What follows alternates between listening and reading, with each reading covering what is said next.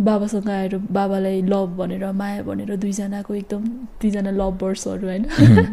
त्यसरी ममले सेक्रिफाइस गरेर बाबासँगै एक लेभलमा दुःख गरेर जानुभएको मान्छे हो क्या आफ्नो सर्टिफिकेटहरू सबै च्यातेर माया भनेर होइन दुईजना एकअर्कालाई चुज गरेर अगाडि बढ्यो नि त लाइफ